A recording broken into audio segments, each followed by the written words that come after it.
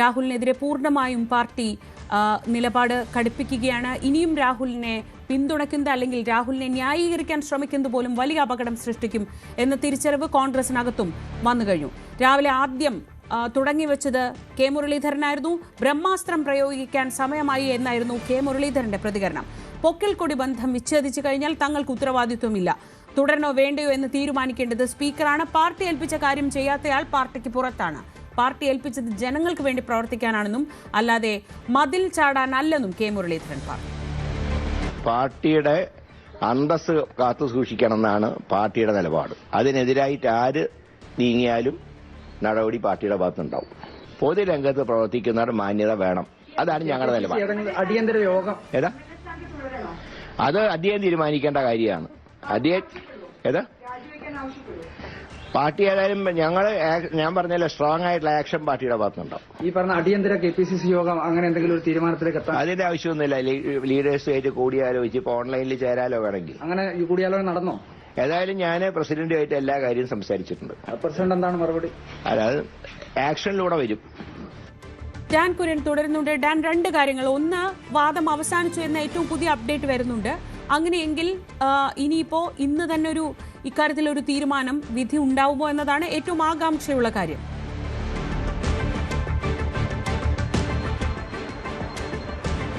ഒരുപക്ഷെ വിധി പറയാനായി മാറ്റിവെക്കാനുള്ള സാധ്യത ഉണ്ട് എന്നാണ് ചിലർ അവകാശപ്പെടുന്നത്. അതല്ല, ഇന്ന് തന്നെ വിധി പറഞ്ഞേക്കും എന്നുള്ള വിവരങ്ങൾ പുറത്തുവരുന്നു. എന്തായാലും ശക്തമായ വാദമാണ് കോടതിയിൽ നടന്നത്. പ്രോസിക്യൂഷൻ ഒരു കാരണവശാലും ജാമ്യം അനുവദിക്കരുത്, മുൻകൂർ ജാമ്യം അനുവദിക്കരുതെന്ന ആവശ്യത്തിൽ ഉറച്ചു നിൽക്കുകയായിരുന്നു. കാരണം പ്രതിക്ക് ജാമ്യം അനുവദിക്കുന്ന സാഹചര്യമുണ്ടായാൽ തെളിവുകൾ നശിപ്പിക്കാനും ഇരകളെ സ്വാധീനിക്കാനുമുള്ള ശ്രമം ഉണ്ട് എന്ന പ്രധാനപ്പെട്ട ഒരു കാര്യമാണ് ചൂണ്ടിക്കാണിച്ചിരിക്കുന്നത്.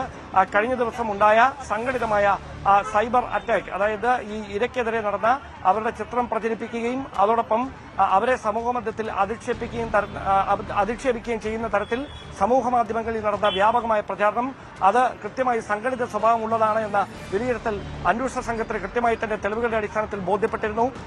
അതുകൂടി പ്രോസിക്യൂഷൻ കൃത്യമായി തന്നെ കോടതിയെ അറിയിച്ചിട്ടുണ്ട് എന്നുള്ള സൂചനകളാണ് നമുക്ക് ലഭിക്കുന്നത്. എന്തായാലും വാദം അവസാനിച്ചിരിക്കുന്നു. ഇനി ആകാംക്ഷയുടെ മണിക്കൂറുകൾ. ഇന്ന് വിധി പറയുമോ? രാഹുൽ മാങ്കൂട്ടത്തിന് നിയമപരമായി താൽക്കാലിക ആശ്വാസത്തിനെങ്കിലും വഴിവെച്ചുകൊണ്ട് അദ്ദേഹത്തിന് മുൻകൂർ ജാമ്യം അനുവദിക്കുമോ, അതോ തിരിച്ചടിയായി മാറുന്ന തരത്തിൽ ജാമ്യം നിഷേധിക്കപ്പെടുമോ? ഇതിൽ ഏതാണ് സംഭവിക്കാൻ പോകുന്നതെന്നറിയാൻ അല്പസമയം കൂടി കാത്തിരിക്കേണ്ടതുണ്ട്. എന്തായാലും വലിയ പ്രതിവാദങ്ങൾക്കാണ് ഈ കോടതിയിലെ അടച്ചിട്ട കോടതി മുറി സാക്ഷ്യം വഹിച്ചത്. എന്തായാലും നടപടിക്രമങ്ങൾ പൂർത്തിയായിരിക്കുന്നു ഔദ്യോഗികമായി എന്നാണ് ഇപ്പോൾ ലഭിക്കുന്ന സൂചന. ഡാൻ, ഇതിനിടെ ഈ കേസുമായി ബന്ധപ്പെട്ട കാര്യങ്ങൾ അന്വേഷണം, രാഹുൽ എവിടെ എന്ന അന്വേഷണം നടക്കുന്നതിനിടയിലാണ് ഇന്നലെ മറ്റൊരു അതിഗുരുതരമായ പരാതി കൂടി രാഹുൽ മാങ്കൂട്ടത്തിനെതിരെ വരുന്നത്.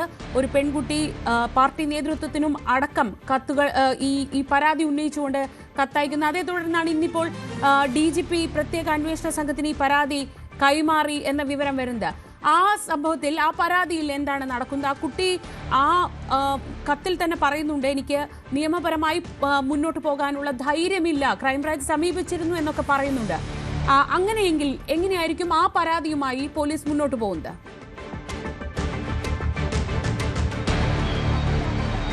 നിലവിൽ സംസ്ഥാന പോലീസ് മേധാവിക്ക് KPCC അധ്യക്ഷൻ കൈമാറിയ പരാതിയാണ് സംസ്ഥാന പോലീസ് മേധാവി പ്രത്യേക അന്വേഷണ സംഘത്തിന് നൽകിയിരിക്കുന്നത്.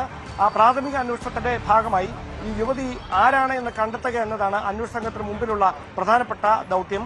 അതിൽ നമുക്ക് ലഭിക്കുന്ന സൂചനകൾ അനുസരിച്ച് പത്തനംതിട്ട സ്വദേശിനിയായ ബംഗളൂരുവിൽ താമസമാക്കിയ ഒരു യുവതിയാണ്, 23-കാരിയാണ്, ഈ പരാതിയുമായി രംഗത്തെത്തിയിരിക്കുന്നത് എന്നാണ് വിവരം. പക്ഷേ അവരുടെ സ്വകാര്യ ജീവിതവുമായി ബന്ധപ്പെട്ട് അവർ ഒരു തരത്തിലും ഒരു പരസ്യമായി ഇതുമായി ബന്ധപ്പെട്ട ഒരു നിയമ പോരാട്ടത്തിന് പോകാൻ താൻ സന്നദ്ധയല്ല എന്ന ഈ പരാതിയിൽ തന്നെ കൃത്യമായി പരാമർശിച്ചിട്ടുണ്ടായിരുന്നു.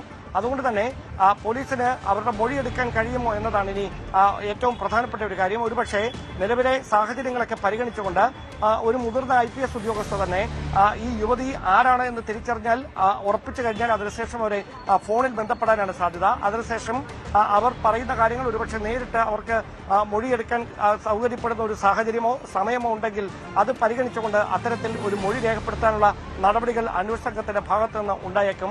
മാത്രമല്ല, സമാനമായ തരത്തിൽ മറ്റ് ചില പരാതികൾ കൂടി വരാനുള്ള സാധ്യത മുന്നിൽ കാണുന്നുണ്ട്. കാരണം ഏതൊക്കെയാണ് ഈ പരാതികൾ, ആരൊക്കെയാണ് ഈ ഇരകൾ എന്ന കാര്യം ക്രൈംബ്രാഞ്ചിന്റെ പ്രത്യേക അന്വേഷകർ നേരത്തെ തന്നെ തിരിച്ചറിഞ്ഞിരുന്നു.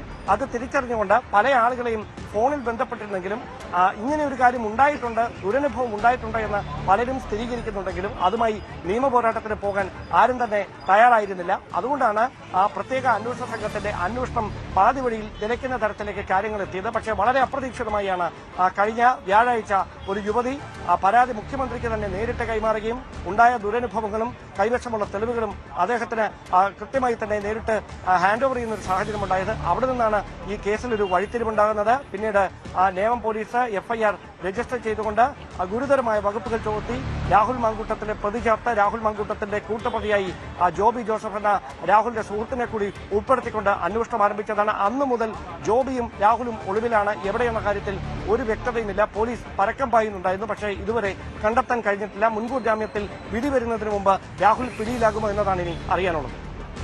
ഈ പോലീസിന്റെ റിപ്പോർട്ടിലേക്ക് ഒരിക്കൽ കൂടി വന്നാൽ ഡാൻ, രാഹുൽ ആദ്യഘട്ടത്തിൽ ഇതുമായി ബന്ധപ്പെട്ട് ഒന്നും പറയാൻ തയ്യാറായിരുന്നില്ലെങ്കിലും പിന്നീട് നമുക്ക് ഈ മുൻകൂർ ജാമ്യാപേക്ഷയിലൊക്കെ ഉള്ളത് അത് ഉഭയസമ്മതപ്രകാരമുള്ള ഒരു ബന്ധമാണെന്ന് സ്ഥാപിക്കാനാണ് പലതവണ ശ്രമിച്ചിട്ടുള്ളത്. ഈ ഗർഭഛിദ്രം നടത്തിയത് സ്വന്തം ഇഷ്ടപ്രകാരമാണെന്നും. പക്ഷെ അങ്ങനെ ഒരു വാദം കോടതിയിൽ നിലനിൽക്കുമോ? പ്രത്യേകിച്ച് ഡിജിറ്റൽ തെളിവുകൾ ഉൾപ്പെടെ ഈ ഫോൺ സംഭാഷണവും പുറത്തു വന്ന ചാറ്റുകളും ഉൾപ്പെടെയുള്ളപ്പോൾ അത്തരം വാദങ്ങൾ കോടതിക്ക് മുന്നിൽ നിൽക്കാൻ എത്രത്തോളം സാധ്യതയുണ്ട്?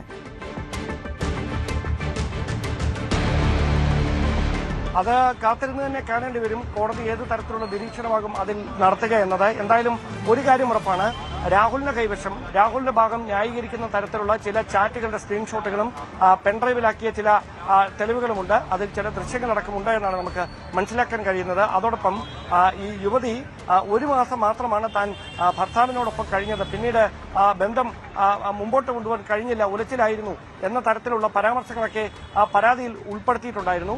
അത് ഗണ്ണിക്കുന്ന തരത്തിൽ ഏറെ മാസങ്ങൾ അവർ ഒരുമിച്ച് താമസിച്ചു എന്ന് സ്ഥാപിക്കാനുള്ള ഒരു ശ്രമം രാഹുലിന്റെ ഭാഗത്തുനിന്ന് ഉണ്ടായിട്ടുണ്ട് എന്നാണ് നമുക്ക് ലഭിക്കുന്ന സൂചനകൾ. ഇത് വ്യക്തമാക്കുന്ന ഒരു ചിത്രം ഈ പ്രതിഭാഗം കോടതിയിൽ സമർപ്പിച്ചിട്ടുണ്ട് എന്ന വിവരം കൂടി പുറത്തു വരുന്നുണ്ട്. ഇതിൽ ഈ പ്രധാനമായി രാഹുൽ മാങ്കൂട്ടത്തിൽ പറഞ്ഞത് CPM-ഉം BJP-യും തനിക്കെതിരെ നടത്തിയ തന്നെ രാഷ്ട്രീയമായി വേട്ടയാടുന്നതിന് വേണ്ടി, രാഷ്ട്രീയ ജീവിതം അവസാനിപ്പിക്കുന്നതിന് വേണ്ടി നടത്തിയ ഒരു ഗൂഢാലോചനയാണ് ഈ കേസെന്നാണ്.